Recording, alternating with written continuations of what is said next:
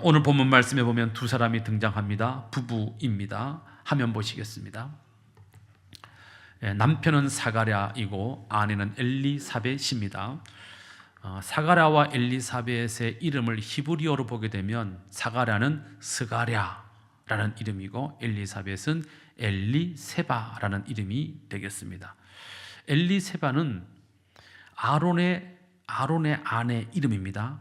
구약의 첫 제사장의 아내가 바로 엘리세바였고, 이 엘리세바의 이름을 그대로 받아서 사가랴의 아내의 이름이 엘리사벳이 되었습니다. 그 뜻은 사가랴는 여호와께서 기억하신다, 그런 뜻이고, 엘리사벳의 이름의 뜻은 내 하나님은 맹세의 하나님이시다라는 뜻입니다.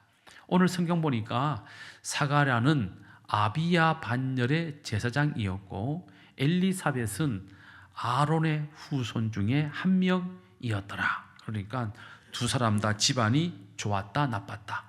좋았다. 대단한 믿음의 집안이었다, 이렇게 볼 수가 있습니다. 우리가 알고 있는 것처럼 제사장의 직무는 아무나 감당할 수가 없습니다. 아론의 후손들만 제사장의 직무를 감당할 수 있었는데, 아론에게는 모두 4명의 아들이 있었습니다. 화면 보시겠습니다. 자, 첫째 아들 나답, 둘째 아들 아비후, 셋째 아들 엘르아살, 네 번째 아들 이다말이 있었습니다. 이 4명의 아들 가운데 나답과 아비후는 하나님의 분향단에 다른 불을 썼다가 하나님의 진노를 받아 그 자리에서 즉사한, 하나님의 진노를 받은 아들들입니다. 나답과 아비후가 죽어요. 죽고 엘르아살과 이다말이 아버지 아론의 제사장의 직분을 이제 이어받게 됩니다. 자, 세월이 흘러서 엘르아살의 후손도 많아지고 이다말의 후손도 많아지게 되었습니다. 자, 그러니까 그 많은 후손들이 전부 성전에 올라와서 제사장의 직무를 감당하려고 하니까 사람이 너무 많은 거예요, 사람이. 그래서 한꺼번에 이 많은 사람이 성전에 와서 일을 할 수 없으니까 순번을 정한 거예요. 순번을. 엘르아살의 집안의 순서대로, 이다말의 집안의 순서대로 순번을 정해서 그 순번이 되면 성전에 와서 이 제사장의 직무를 감당하게 되었던 것이죠. 민수기나 레위기에 보게 되면 제사장의 직무를 감당하는 나이가 여기 다르고 저기 다르고 여기 다르고 다 달라요. 어떤 성경에서는 25세에서 50세까지만 제사장의 직무를 감당해라, 이렇게 되어 있고, 또 어떤 곳에는 30세에서부터 50세까지 제사장의 직무를 감당해라, 이렇게 된 데도 있고, 또 어떤 곳에는 20세에서부터 50세까지 제사장의 직무를 감당해라, 이렇게 되어 있습니다. 자, 이렇게 되면 이 성경이 틀렸네. 왜 똑같은 제사장의 직무를 감당한 나이를 여기는 이렇게 말하고 여기는 이렇게 말하고 저기는 저렇게 말하는가, 이렇게 우리가 의심을 하게 되는데, 그것은 바로 어떤 이유에서냐 하면 엘르아살과 이다말의 후손들의 이 남자들의 숫자가 항상 똑같지 않잖아요. 그래요, 안 그래요? 어떨 때는 아들이 많이 태어나고 어떨 때는 딸들이 많이 태어나고, 그죠? 남자의 숫자가 왔다 갔다 한단 말이죠. 그래서 이 엘르아살과 이다말의 후손 가운데 제사장의 직무를 감당할 나이에 남자가 많아지면 제사장의 직무를 감당할 나이가 위로 올라가는 거예요. 그래서 뭐 30세부터 50세까지만 직무를 감당해라, 이렇게 할 때도 있고, 또 반대로 숫자가 또 적어질 때가 있어요. 그럼 어떻게 해요? 어리지만 제사장의 직무를 감당해라, 그래서 20살까지 낮아지기도 한다는 거죠. 그래서 어떤 성경은 20세에서 50세까지, 어떤 성경은 25세에서 50세까지, 어떤 성경은 30세에서 50세까지 제사장의 직무를 감당하라, 이렇게 되어 있습니다. 자, 그러나 그렇다고 해서 아론의 자손이라고 해서 엘르아살과 이다말의 후손이라고 해서 자기들이 원하는 대로 아무 때나 와서 그러면 제사장의 직무를 감당하면 되느냐? 그렇지 않습니다. 순번을 정했어요. 순번을. 그래서 엘르아살의 후손과 이다말의 후손 집안을 이렇게 조사를 해보니까 엘르아살의 후손은 16집안이 있고, 그 다음에 이다말의 후손의 집안은 8 후손이 있는 거예요. 그래서 합치면 모두 우리 그와 함께는 산수를 잘해야 다닐 수 있어요. 아침에도 33 더하기 7 하니까 못 알아들으시더라고요.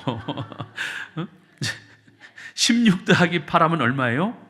24. 그래서 제사장의 반열은 모두 몇 반열이다?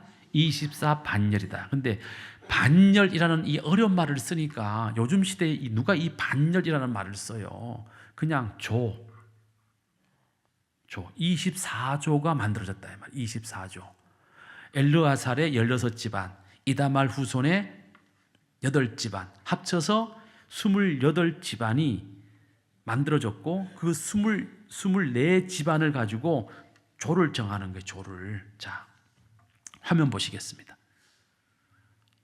네, 도표를 보시면 제가 친절하게 만들어 드렸어요. 자, 그래서 1반열부터 24반열까지 있는데 보시는 것처럼 1반열 아이고 잘 안 보여 제가.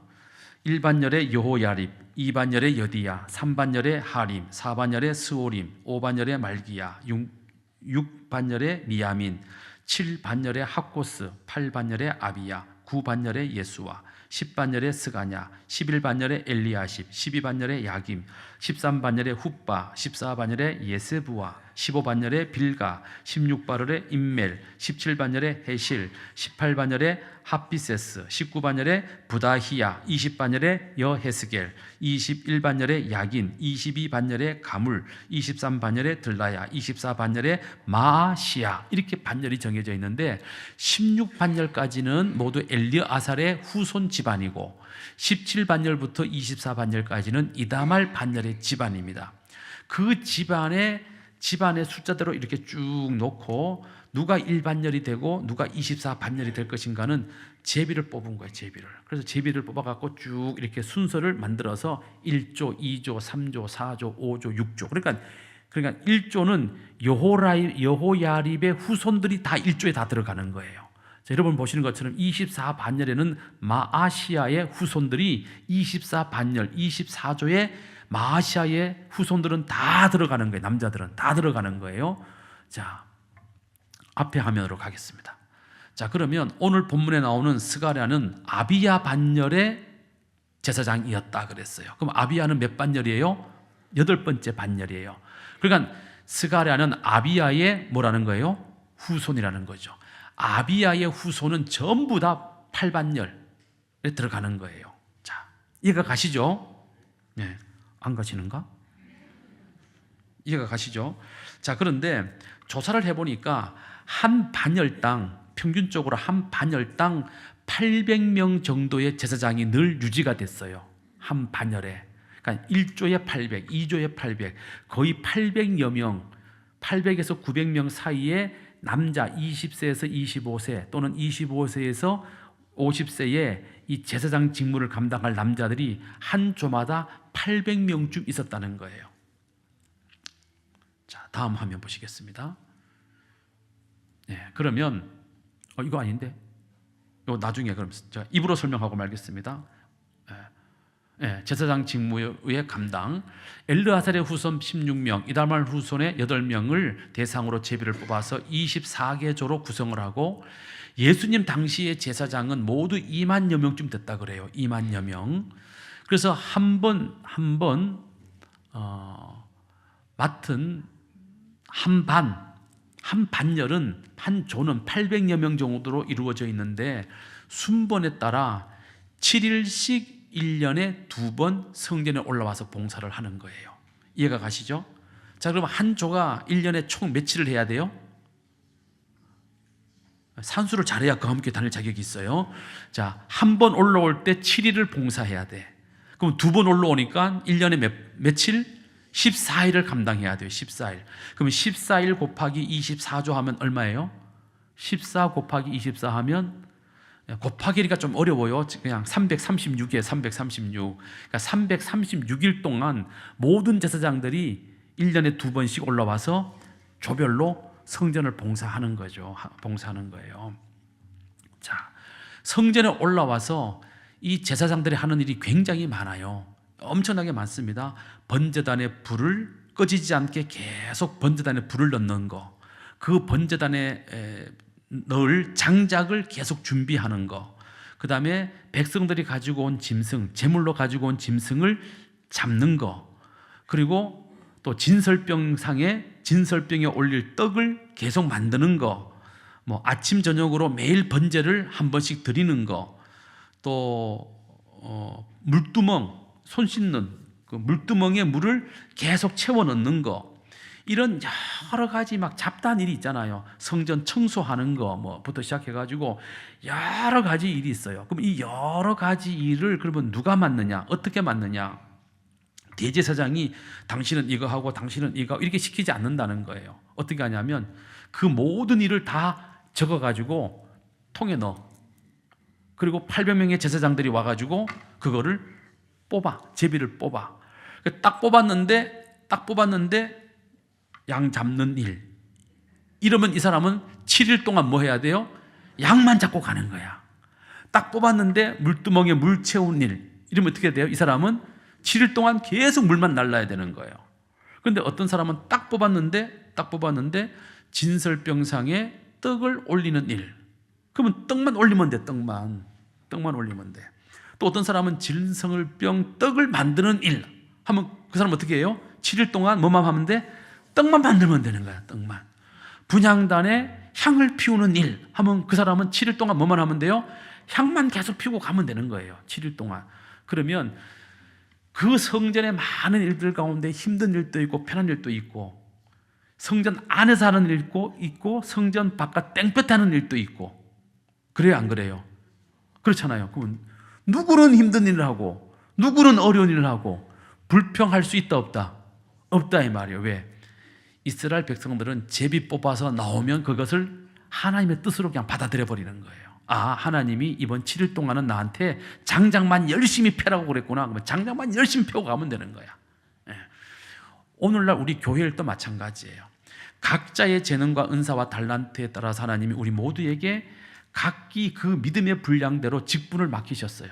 그 목사는 목사 직분 잘하면 돼. 장로님은 장로 직분 잘하시면 돼. 권사님은 권사 직분 잘하시면 돼. 집사는 집사 직분 잘하시면 돼. 식당 사역팀은 식당 사역 잘하시면 되는 거예요. 식당 사역하는 팀에다가 왜 밥을 그렇게 이렇게 말하실 필요가 없어요. 우리는 주는 대로 먹으면 되는 거야. 왜? 그분들은 만드는 게 하나님의 사명이고 우리는 먹어주는 게 하나님의 사명이에요.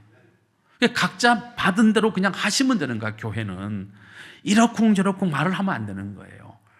그래서 7일 동안 딱 하고 그 다음에 내려갑니다. 또 다음에 7일 순서가 되면 또 올라와서 7일을 또 그렇게 하는데, 그 다음에 올라오면 또 제비를 또 뽑아요.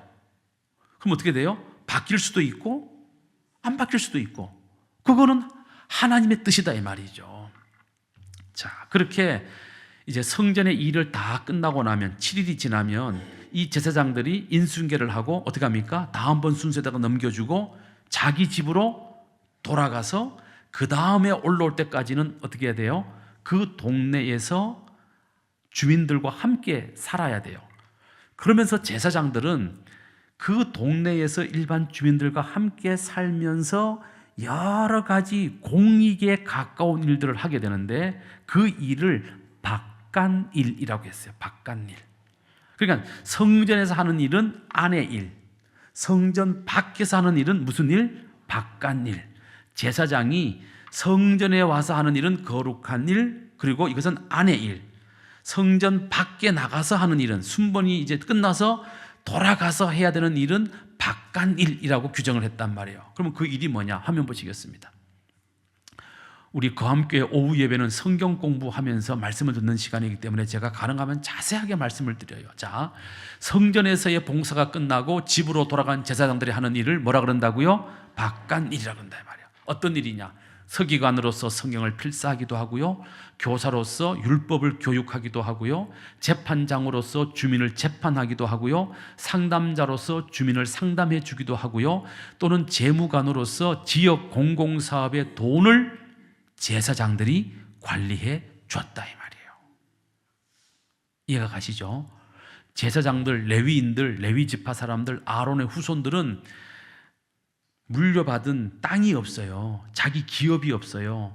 자기가 살고 있는 지역의 주민들이 바친 11조로 생활을 해요. 그 대신 제사장들은 이런 일들을 함으로써 주민들에게 영적인 유익을 또는 공적인 유익을 주는 일을 했다. 할렐루야. 이해가 가시죠? 자, 그다음, 자, 오늘 본문에 나오는 사가랴는 바로 이 24반열, 24개조 제사장들 가운데 여덟 번째죠. 8반열, 아비야 반열에 속한 제사장이었습니다. 그리고 그의 아내 엘리사벳은 아까 본 것처럼 아론의 후손 가운데 한 명이었습니다. 그러니까 이 두 사람 다 뼈대 있는 집안에, 믿음의 뼈대가 있는 집안의 사람들이었다. 믿음이 좋은 집이었다라는 것이죠. 자, 문제는 이 두 사람이 결혼을 했지만 나이가 많도록 아기를 낳지 못했어요. 아기를 낳지 못했어. 자, 여차하면 이 사가랴의 대가 지금 끊길 그런 위기에 지금 봉착을 한 것이죠. 자, 그러니까 이 문제를 가지고 이 믿음 좋은 사가랴와 엘리사벳이 기도를 했을 것이다, 안 했을 것이다? 했을 것이다. 살다 보면 문제가 있어요. 근데 문제가 있는데 진짜 문제는 뭐냐 하면요, 문제가 있는 게 문제가 아니라 문제가 있는데 기도 안 하는 게 더 큰 문제예요. 맞아요, 안 맞아요? 다 문제가 있구만 여기는. 그러면 여러분들 왜 기도하러 안 오세요? 문제 없는 사람 손 한번 들어봐요. 우리 집에 문제 없어요. 우리 집은 문제 없어. 아유, 목사님, 우리 집은 문제 없다니까요. 그런 분은 기도 안 하셔도 돼. 근데 문제 없는 집이 어디 있냐고요. 문제가 있는 게 문제가 아니에요. 문제는 있을 수밖에 없어. 더 큰 문제는 뭐라고요? 문제가 있는데 기도를 안 하는 게 진짜 문제인 거예요. 이 사가랴와 엘리사벳은 대가 끊길 이 위기 앞에, 문제 앞에 이 두 사람은 뭐 했다? 기도했다 이 말이에요. 여러분들도 문제 앞에 뭐 하자? 문제 앞에 뭐 하자? 문제 앞에 뭐 하자? 할렐루야. 기도해야 돼요. 그래서 이 문제를 가지고 늘 기도하며 살았는데 주님이 탄생하기 바로 1년 전에 사가랴가 자기 반열의 순서에 따라서 성전에 올라가서 봉사를 했는데, 이때 당시에 사가랴가 맡았던 일은 분향단에 향불을 피우는 일을 맡았어요. 제비뽑기를 해서. 그래서 향불을 피우는 거야. 늘 성전에 올라가서 이 향단에 향을 탁 불을 피우는 걸 하는 거예요. 그런데 어느 날 이 사가랴 제사장이 이 향단에 불을 피우려고 딱 올라갔는데 세상에 그 향단 옆에 하나님의 천사가 딱 서 있는 거예요. 어머나 세상에, 놀랄 일이잖아요. 그 천사가 누가복음 1장 13절 17절 이렇게 말합니다. 시작. 천사가 그에게 이르되 사가랴여 무서워하지 말라. 너의 뭐가? 간구함이 뭐한지라? 누구한테 들렸어요? 하나님께 들렸다 이 말이에요. 자, 사가랴가 제사장이긴 하지만 분향단에 딱 분향하러 올라가는데 저기에 천사가 딱 서 있으면 놀래요, 안 놀래요? 놀라요. 목사인 저도 심장이 벌렁한다 이 말이에요. 무섭잖아요. 성전에 올라갔는데 갑자기 천사가 턱 나타나면 얼마나 두렵고 무섭겠어요. 그러니까 사가랴야 무서워하지 마라. 내가 너한테 온 이유가 있다. 그것은 바로 너의 간구함이 누구에게? 하나님에게 들린 바 되었다. 그래서 하나님이 너의 기도에 뭐 하시려고? 응답하시려고 나를 보냈다 이 말이죠. 그 응답의 내용이 바로 이겁니다. 시작. 내 아내 엘리사벳이 내게 아들을 낳아 주리니. 할렐루야. 저도 이런 소식 들으면 정말로 기쁘겠습니다. 이젠 텄어. 이제는 글렀어. 이제는 글렀어. 30대 시절만 해도 저런 다 계시를 받으면 얼마나 좋겠어요. 자, 그런데 그 이름을 뭐라고 하라? 요한이라고 하라. 너도 기뻐하고 즐거워할 것이고 많은 사람도 그의 태어남을 뭐하리니? 기뻐하리니. 자, 그 다음 올려줘야지. 이는 그가 주 앞에 큰 자가 되며 포도주나 독한 술을 마시지 아니하며 모태로부터 성령의 충만함을 받아 이스라엘 자손을 주 곧 그들의 하나님께로 많이 돌아오게 하겠습니다. 그 다음 그가 또 엘리야의 심령과 능력으로 주 앞에 먼저 와서 아버지의 마음을 자식에게 거스르는 자를 의인의 슬기에 돌아오게 하고 주를 위하여 세운 백성들을 뭐하리라? 준비하게 될 것이다. 네가 낳는 아들은 보통 아들 아니다. 네가 지금 아들을 낳을 터인데 그 아들은 어마어마한 아들이다. 엘리야의 심령과 엘리야의 능력을 가지고 주 메시아보다 먼저 와서 이 백성을 준비하도록 예비시키는 이 엄청난 사명을 감당할 위대한 인물이 될 것이다. 할렐루야. 이런 계시 받고 아들 낳게 되시기를 주님의 이름으로 축원합니다. 아들을 낳으면 이 정도 계시는 받고 나야 돼. 오늘 천사가 뭐라 그래요? 너의 간구함이 들린지라. 이 얘기는 뭐예요? 아이를 낳지 못하는 이 문제를 가지고 사가랴와 엘리사벳이 늘 뭐했다? 간구하고 부르짖고 기도했다는 거예요. 그 기도를 하나님이 뭐 하셨다? 들으셨다는 거예요. 여러분, 우리가 기도하면 누가 들으신다? 하나님이 들으세요. 근데 왜 기도 안 하시냐고요. 보통 옛날에 보통 남자들 뭐 2000년 전까지 갈 곳도 없어요. 2000년 전까지 갈 곳도 없어. 우리나라에 한 70년 전, 80년 전만 하더라도요, 집에 아내가 애를 못 낳거나 아들을 못 낳아가지고 딸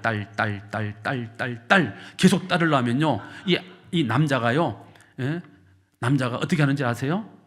그냥 밖에 나가가지고 아들 낳아서 데리고 와버려. 성질나게. 그래요, 안 그래요? 그래요, 안 그래요? 그런 사람 많아요. 우리 세대만 해도 그런 집들 많았어요. 딸 놓으면 그 남편이 에이, 우리 마누라는 아들 놓을 팔자가 아니야. 에라이, 내가 밖에 나가서 그냥 나가지고 와버리자 해가지고 밖에 나가가지고 아들 낳아서 데리고 와버린다니까요. 보통 남자는요 그렇게 문제를 해결해요. 보통 남자들은. 그런데 사가랴는 그렇게 하지 않았다는 거예요. 그러면 사가랴가 뭐 그렇게 할 줄 몰라서 안 했겠어요? 오늘 성경 보니까 사가랴는 의롭고 경건한 사람이라 그랬어요. 하나님을 두려워하는 사람이었기 때문에 그렇게 할 수 없었던 거지. 그러니까 하나님께 뭐 하는 수밖에 없어요? 기도하는 수밖에 없는 거예요. 그래서 열심히 기도한 거야. 그런데 그 기도를 하나님이 어떻게 하셨다고요? 들어주셨다는 거예요.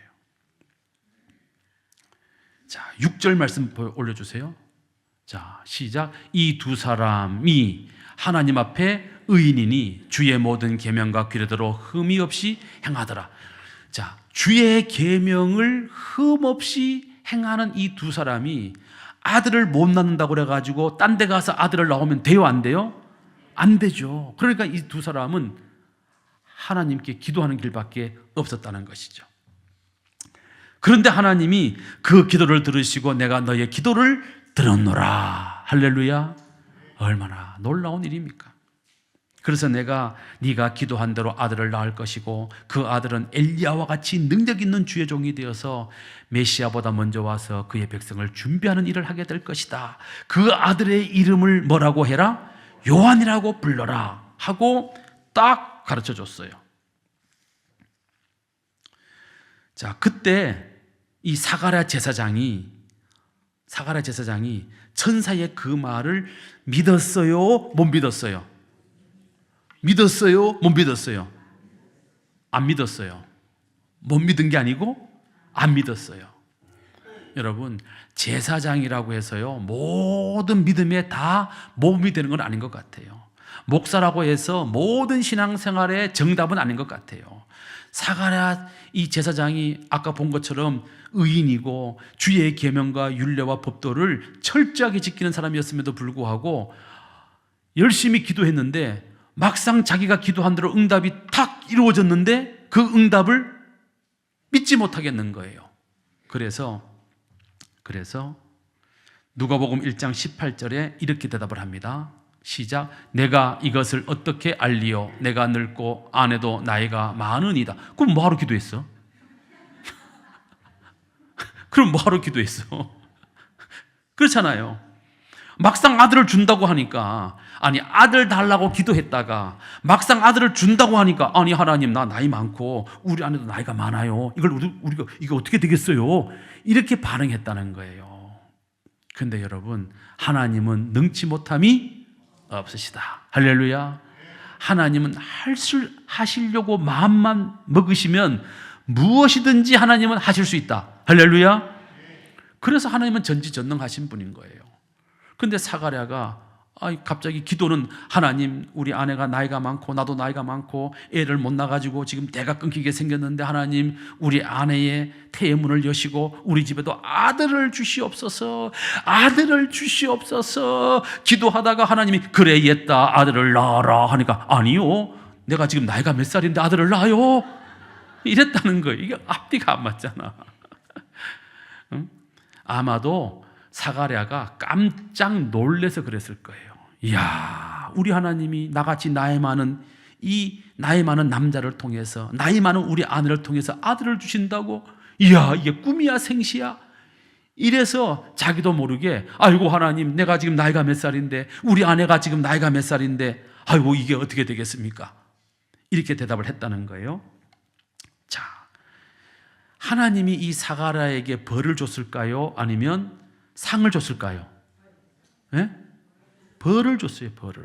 왜 못 믿냐 이거지. 왜 못 믿냐 말이야. 그래서 누가복음 1장 20절에 이렇게 하나님이 벌을 주십니다. 시작. 보라, 이 일에 되는 날까지 네가 뭐가 되어? 벙어리가 되어서 능히 말을 못하게 될 것이다. 이는 내 말을 네가 믿지 아니함이오니와 때가 이르면 내 말이 이루어질 것이다. 자, 기도해놓고 웃기잖아요, 그죠? 보라, 이 일이 되는 날까지. 무슨 얘기예요? 너의 아내가 너에게 아들을 낳아주는 그 순간까지 너는 이제 앞으로 10달 동안 뭐 할 거다? 말을 못하게 될 거다. 너는 하나님의 벌을 받은 거예요.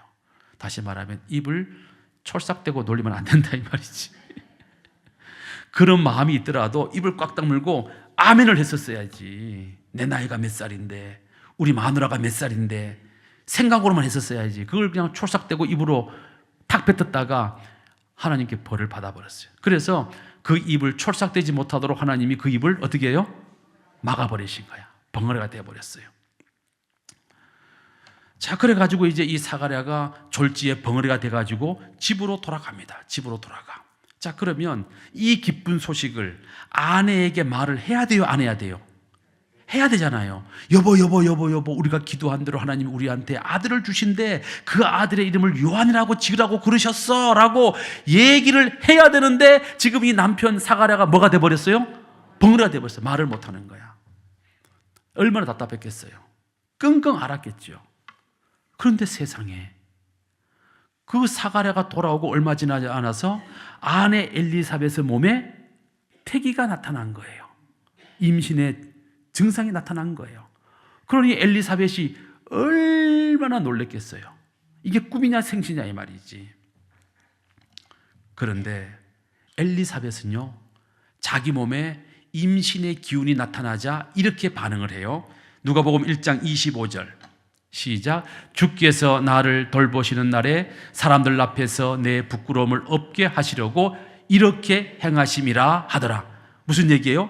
엘리사벳은 자기 몸에 임신의 기운이 딱 나타나니까, 아하, 할렐루야, 하나님이 드디어 우리의 기도를 들으시고 나로 하여금 사람들 앞에 부끄러움을 당하지 않도록 나에게 생명을 잉태하도록 이 기적의 응답을 베풀어 주셨구나, 할렐루야 했다는 거예요. 누구 믿음이 더 좋아요? 남편 믿음이 더 좋아요? 아내 믿음이 더 좋아요? 아내 믿음이 더 좋아요. 이거는요, 복음의 진리요, 수천 년의 진리요, 어느 나라를 가든지요, 여자들의 믿음이 훨씬 더 좋아요. 남성 동지 여러분, 양해하시기를 바랍니다. 어쩔 수가 없어요. 여자들이 훨씬 더 믿음이 좋아요. 여자들이 훨씬 더. 여기 계시는 우리 여성 동지 여러분, 여러분들의 그 좋은 믿음을 가지고 남편들을 더 좋은 믿음의 길로 이끌어가는 그런 아내들이 되시기를 주님의 이름으로 축원합니다. 네. 자, 그래서 이제 아기가 이제 생긴 걸 느꼈어.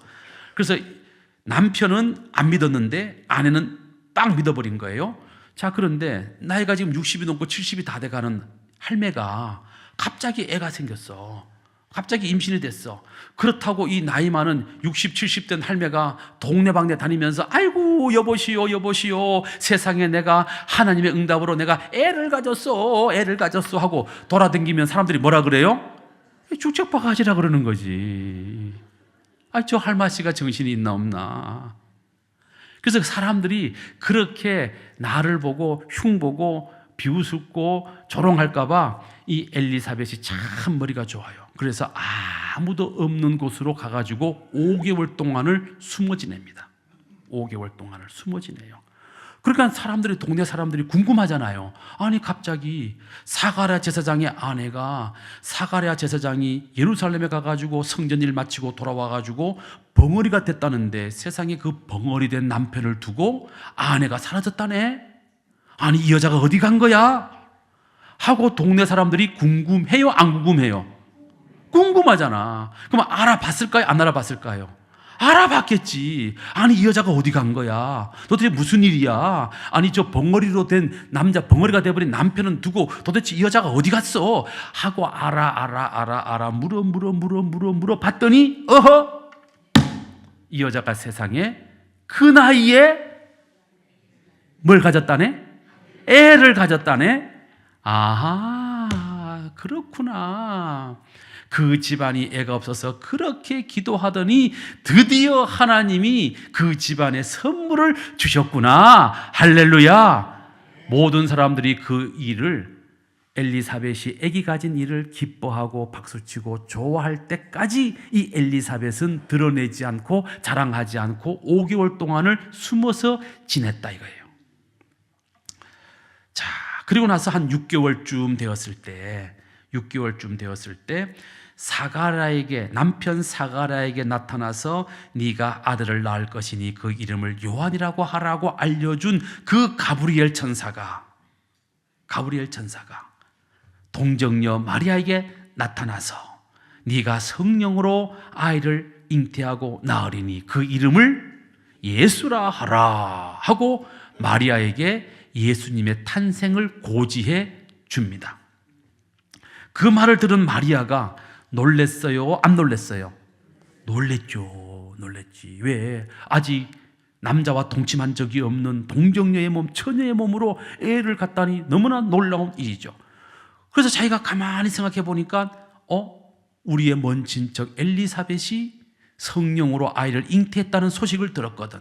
그래서 달려갑니다. 왜? 물어보려고. 과연 그것이 가능한가 물어보려고 이 마리아가, 어린 마리아가 엘리사벳이 숨어있는 동네로 막 찾아서 그 집의 문을 열고 뛰어 들어갑니다. 자, 그렇게 마리아가 엘리사벳의 집으로 달려 들어올 때 어떤 일이 벌어집니까? 엘리사벳의 뱃속에 있던 요한은 이제 어머니 뱃속에서 몇 개월 됐어요? 6개월 됐어요. 6개월 됐어요. 근데 이 어머니 뱃속에 있던 6개월 된 요한이 마리아가 엘리사벳 집으로 막 뛰어 들어오니까 세상에 엘리사벳의 뱃속에 있는 아직 태어나지도 않은 요 엄마 뱃속에 있는 앞으로 태어나면 요한이 될, 세례 요한이 될 요 아기가 엄마 뱃속에서 막 기뻐 뛰는 거예요. 왜 웃어요? 나 지금 성경 얘기하고 있는데 권사님.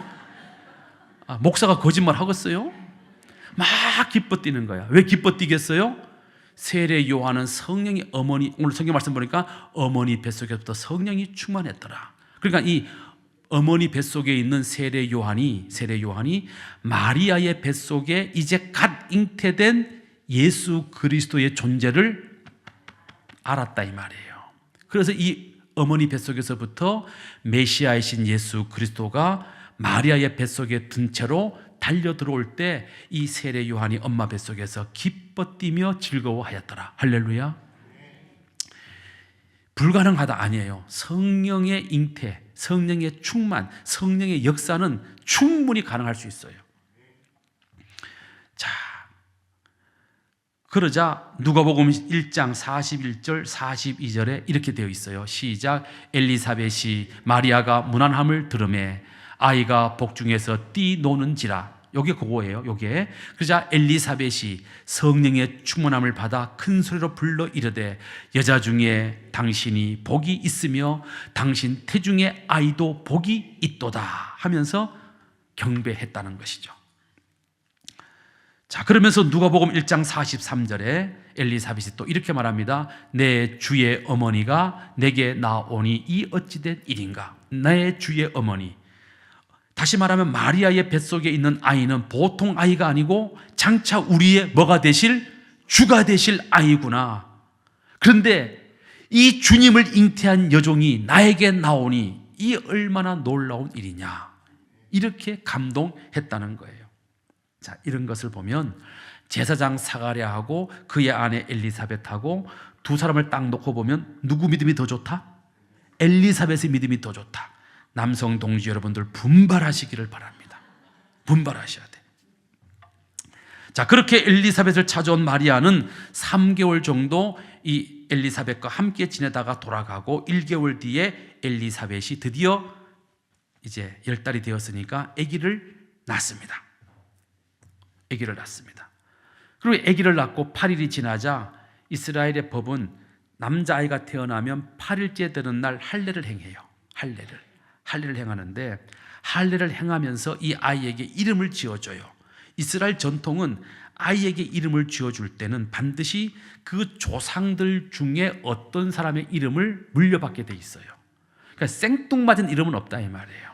다시 말하면 내가 요셉이면 내 후손 중에 누구는 요셉이 나오는 거예요. 이름이 반복되는 거예요. 반복되는 거. 그런데 이 사가랴 집안에는 한 번도 요한이라는 이름을 가진 조상이 없었어요. 없었어.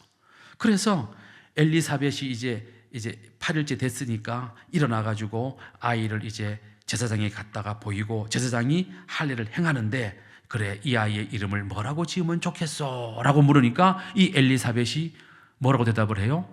요한이라고 했으면 좋겠습니다. 이렇게 대답을 하는 거예요.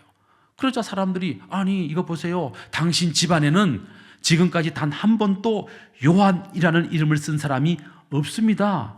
그런데도 이 이름을 쓰시겠습니까? 엘리사벳이 아니요. 이 아들의 이름은 요한이라고 해야 됩니다.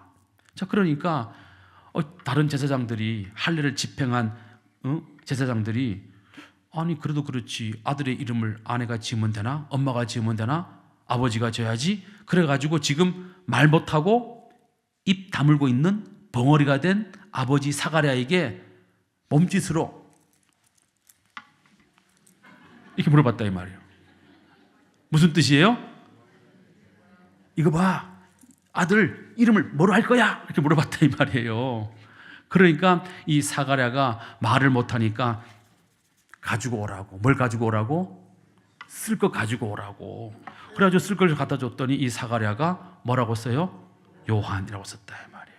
자, 그러면 천사로부터 아들을 낳으면 그 이름을 요한이라고 해라, 그 말을 들은 사람은 사가랴입니까? 엄마 엘리사벳입니까? 사가랴예요. 엘리사벳은 그 이름을 들은 적도 없어요. 그런데 어떻게 엘리사벳은 그 이름을 요한이라고 지었는가? 바로 하나님이 성령의 교통하시는 역사를 통해서 그렇게 하셨다. 할렐루야. 믿으면 아멘. 성령의 교통하심은요, 놀라운 역사가 있어요. 놀라운 역사. 오늘날에도 그런 일이 있어요. 오늘날에도 성령의 교통하심이 있죠. 우리가 이렇게 멀리 떨어져 있지만 우리가 성령 안에서 기도하다 보게 되면 서로의 생각이 일치가 되고 서로의 뜻이 만나게 되고 그래서 좋은 결과를 얻게 되는 경우가 종종 있어요. 종종 있어요. 제가 흥해제일교회 부목사로 부임을 할 때 그 교회에 이정학이라는 장로님이 계세요. 지금은 그분이 시무사임 하셔서 장로님 아니에요. 근데 이분이 참 순수한 믿음을 가지고 있어. 꽃집 하시는 분이에요. 근데 이분이 기도를 많이 하시는 분이거든요. 순수하고. 근데 이분이 어느 날 기도를 딱 하는데 그 흥예제일교회가 딱 직사각형 예배당이에요. 직사각형. 의자가 네 줄 있는 길쭉한 예배당인데 자기가 기도를 딱 하고 있는데 어느 날 자기 눈앞에 본당이 쫙 환상 가운데 본당이 쫙 펼쳐지더라는 거야. 본당이 딱 펼쳐지더라는 거야. 그리고 자기가 이 회중석에 앉아 있는데 세상에 어떤 목사님이 저 뒤에서 문을 열고 이 강대상 쪽으로 쫙 걸어 나오는데 밑에서부터 막 연기가 막 깔리더라는 거예요. 연기가 쫙 깔리는. 그래서 도대체 이분이 누구신가 하고 딱 쳐다봤더니 뒤통수가 이렇게 생겼대.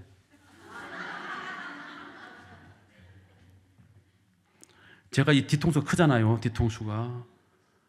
근데 세상에 어느 날 갑자기 젊은 목사님이 부임해가지고 오후 예배 인도하려고 딱 본당 문을 열고 뒤에서부터 쫙 걸어서 이 강단으로 올라가는데 그때 김종환 목사의 뒷모습이 자기가 기도하면서 봤던 그 환상의 그 사람의 그 목사님의 뒷모습과 똑같더라는 거예요. 그때 이정학 장로님이 됐다. 이제 우리 교회는 부흥하겠구나. 확신이 오더라는 거예요. 할렐루야. 정말로 그 교회가요 엄청난 부흥을 했어요. 엄청난 부흥을. 제가 부임하고 1년 반도 안 돼서요 우리 교회 학교가 450명을 넘었어. 놀라지도 않아. 우리는 여러분 그러시면 안 돼. 왜 이렇게 인색하세요? 남의 교회 부흥했다니까 뭐 배가 아파요? 여러분 생각해봐요. 그 흥의 읍에요 초등학교 1개밖에 없어. 중학교 1개밖에 없어요. 고등학교 1개밖에 없어요. 그런데 그 학교에 아이들이 450명이나 몰려온 거야. 이제 좀 놀라시네요. 어르신들 예배가 280, 290밖에 안 모였어요. 그런데 그 어르신 예배가 480, 500명 가까이 모였어요. 그때 제가 그 교회 장로님들한테 제가 부탁한 게 있어요. 장로님들 제발 부탁인데 우리 흥의 제일교회가 600선을 돌파할 때까지는 제발 입 좀 다물고 다투지 말고 협조해 주세요. 우리 교회가 빨리 600선을 돌파해야 그래야 우리가 앞으로 다른 교단보다 우리 교회가 더 크게 성장하는 튼튼한 교회가 될 겁니다. 600선을 넘어서야 돼요. 이렇게 얘기했어요. 지금 또 못 넘어섰어. 근데 오히려 지금은 더 줄어들었어. 지금은 250명도 안 보인대. 한심하잖아요. 성령의 교통하심은 지금도 있다 없다? 있다 이 말이에요. 지금도 있다. 그러니까 엘리사벳은 누구에게서도 자기 뱃속에 있는 아들의 이름을 들은 적이 없지만 성령이 사가랴에게 알려주신 것처럼 성령이 엘리사벳의 마음을 감동해서 그녀의 입술을 감동해서 자기도 모르게 내 아들의 이름은 요한이라고 할 겁니다라고 대답하게 누가 만드셨다? 성령님이 만드셨다 이 말이에요. 그 요한이 바로 예수님보다 6개월 먼저 태어나서 주의 길을 준비한 세례 요한이라는 위대한 인물이 된 거예요. 자, 결론. 사가랴와 엘리사벳 이 두 사람은요 힘을 모아서 하나님을 섬기는 부부였습니다. 뿐만 아니라 이 두 사람은 하나님 앞에 의인이라고 칭찬받는 의로운 사람이었습니다. 또 이 두 사람은 하나님의 규례와 계명을 철저하게 잘 지키는 부부였습니다. 또 이 두 부부는요 어떤 문제가 생겼을 때 두 사람이 합심해서 힘을 합쳐서 함께 기도하는 기도의 부부였습니다.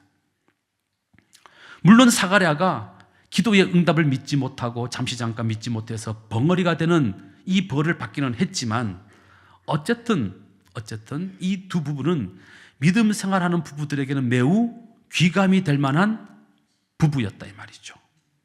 여러분 기왕에 교회 나오는 거 여러분 바늘 가는 곳에 뭐도 와야 돼? 실도 와야 돼. 근데 바늘은 어디 가고 실만 돌아다녀 교회에. 실이 돌아다니면 엉키면 어떡하려고 그래요? 엉키면 어떡하려면. 실이 있으면 거기 바늘이 있어야 되는 거지. 바늘이 여기에 오지 않으신 분들 기도하세요. 주여 우리 바늘은 어디 갔습니까? 다음 주에는 우리 바늘 내가 여기 꼭고라도 와야 되겠습니다. 제가 이거 예화 하나 드릴게요. 늘 이거 들었던 예화예요. 제가 대구에서 목회했는데 대구 영지교회에 박영미라는 권사님이 계세요. 박영미 권사님. 대구 땅에 저 전라남도 해남에서 시집 오신 분이에요. 생각해봐요. 해남에서 전라도에서 그 경상도 문디 있는 그 대구에 시집 왔으니까 얼마나 힘들었겠어요. 얼마나 힘들었겠어. 상상 초월이에요. 그래서 맨날 울었어. 거기다가 남편이 교회를 안 다녀. 예수를 안 믿어. 공사판에서 뭐 하시냐 하면 돌 붙이는 일을 했어요. 돌 붙이는 일. 험한 일을 했다 이 말이에요. 그러니까 쉽게 말하면 노가다 일을 했으니까, 노가다 하면 어때요? 아침 나가서 배 출출하면 뭐 마셔야 돼? 막걸리 한 잔 마셔야 돼. 그래야 힘이 나니까. 또 점심 먹다가 목이 또 턱 막히니까 또 뭐 마셔야 돼? 또 막걸리 마셔야 돼. 그럼 점심 먹고 저녁 먹기 전까지 또 출출하니까 또 오후에 또 참으로 또 뭘 먹어야 돼? 막걸리 먹어야 돼. 저녁에 또 퇴근하고 집에 오다가 기분 좋으니까 또 뭐 해야 돼? 또 막걸리 한 잔 해야 돼. 그러니까 내 술에 취해서 그러니까 남편이 그냥 맨날 술 먹고 교회도 안 가고 이러니까 이 권사님이 얼마나 답답했겠어요. 그래가지고 교회 오면 제일 부러운 게 뭐냐? 부부가 함께 교회 오는 거. 우리 여기 김혜영 장로님하고 권사님 나란히 앉아있으니까 얼마나 보기 좋아요. 같이 딱 오는 거. 우리 김희수 장로님 늘 우리 권사님 손 붙들고 지금 이 나이에도 우리 손 탁 잡고 교회 오시잖아요. 얼마나 보기 좋아. 응? 이 권사님 그게 부러운 거야. 그래서 우리 남편을 교회로 데리고 가야 되겠다. 남편이 교회 갑니까 안 갑니까? 토요일까지 일하고 주일날 술이 취해가지고 떡이 돼서 자는데 어떻게 교회를 가? 갈 수가 없어. 그러니까 어떤 날은요, 남편 윗도리를 잠바를 입고 교회를 와. 기도해. 하나님, 우리 남편 못 왔지만 남편의 윗도리가 왔습니다. 다음에는 바지까지 오게 해 주시옵소서. 기도하는 거야. 그 다음 날에 또 구두를 또 안고 와. 그 다음 주에 구두를 품에 안고 와. 어떤 날 구두를 신고 와. 하나님, 우리 남편 구두는 왔습니다. 다음번에는 몸도 오게 해 주십시오. 얼마나 기도했는지 몰라. 그런데 어느 날 남편 되시는 분이 아침에 새벽까지 공사 현장에 일하려고 가려고 봤더니 세상에 뭐가 없어? 신이 없어. 신이 없어. 그 신이 어디 갔어요 지금? 권사님이 그 신발을 신고 새벽 기도를 하러 가버린 거야. 그래가 그날 막 뒤지고 혼났어. 당신 때문에 말이야 늦었다고 말이지 막 혼이 났죠. 근데 세상에 어떻게 됐을까요? 그 남편이 교회를 나왔을까요? 안 나왔을까요? 잘 나왔어요. 잘 나왔어. 얼마나 믿음 생활 잘하는지 몰라 그분들이. 여러분 아직 남편이 교회 안 다니시는 분들 실로서 혼자 오지 말고 바늘을 달고 오시기를 주님의 이름으로 축원합니다. 바늘이 안 따라온다 그러면 바늘이 여러분들 집에 있는 그 바늘 신는 신발을 들고 오세요. 신발 신고 와버려 그냥. 그래서 여러분들 남편을 구원하는 그런 여러분들 되시기를 바랍니다. 자, 누가복음 1장 67절에서부터 80절 성경을 보시겠어요? 이게 결론에 해당되는 부분이니까 67절에서부터 80절까지를 보게 되면 그 붙인 사가랴가 성령의 충만함을 받아. 이게 뭐냐 하면 이제 이름을 딱 짓고 나니까 사가랴가 서판에다가 아들 이름을 요한이라고 하시오라고 딱 쓰고 나니까 드디어 이 사가랴의 입이 열린 거예요. 말을 하게 된 거예요. 말을 하게 되면서 처음으로 사가랴가 내뱉었던 예언의 말씀이 기록된 게 바로 누가복음 1장 67절에서부터 80절까지 말씀이에요. 이 말씀은 자기 아버지인 사가랴가 자기 아들 세례 요한에 대한 예언을 남긴 말인데 이 예언의 말을 신학자들은 베네딕투스 찬양이라고 불러요. 화면 보시겠습니다. 자, 베네딕투스 찬양이라고 그래요. 베네딕투스라는 이 말은요, 베네, 좋은 이라는 말이고요. 딕투스라는 말은 말이래요. 좋은 말. 딕투스는 말이에요. 말, 언어. 그래서 좋은 말. 베네딕투스 찬양은 뭐냐면 좋은 말로 하나님께 찬양하고 경배한다. 그런 뜻이거든요. 그래서 이것을 베네딕션이라고 불러요. 축복, 축원 하는 거예요. 목사님이 예배 끝나고 축도하잖아요. 이게 베네딕션이에요. 복을 빌어주는 거예요. 다시 말하면 구약의 마지막 예언이면서 동시에 신약의 최초의 예언은 바로 이 사가랴의 예언이다 이 말이에요. 그래서 이거를 신학자들은 베네딕투스 예언이다, 찬양이다 이렇게 표현을 하는 거죠. 자, 오늘 우리는 이 두 사람을 통해서 부부가 함께 한 마음으로 기도하고 믿음 생활하고 신앙 생활하는 것 얼마나 중요한지를 다시 한번 깨닫게 됩니다. 혹시라도 혼자 나오시는 분들 오늘 제 설교 듣고 상처 안 받았으면 좋겠습니다. 그냥 목사님이니까 하는 얘기라고 들으시면 좋겠어요. 그러나 목사의 마음속에는 그런 바람이 있어요. 기왕이면 우리 교회 나오시는 혼자 나오시는 모든 여성 동지 여러분들이 혼자 나오지 말고 여러분들의 배필 꼭 데리고 함께 나와서 예배하면 사가랴와 엘리사벳 부부같이 복을 받으면 얼마나 좋을까, 이런 마음이 있습니다. 우리 모두 그런 가정 되시기를 주님의 이름으로 축원합니다. 거룩하신 아버지 하나님, 은혜와 사랑을 진심으로 감사를 드립니다. 우리 그와 함께 모든 종들이 부부가 함께 한 자리에 나와서 믿음 생활하고 함께 기도하고 함께 응답받고 함께 경건한 삶을 살아가는 거룩한 부부들이 다 될 수 있도록 인도하여 주시옵소서. 아직도 믿지 않는 남편들 많이 있습니다. 주여, 저 남편들 마음을 움직여 주시고 변화시켜 주시고 새롭게 하시고 예수 믿고 싶은 마음이 불같이 일어나도록 강권적으로 역사해 주시옵소서. 그리하여 남편 구원을 위해서 날마다 눈물 흘리는 모든 여종들의 그 눈물의 기도가 응답되는 날이 속히 오도록 역사해 주시옵소서. 예수님 이름으로 기도드리옵나이다. 아멘.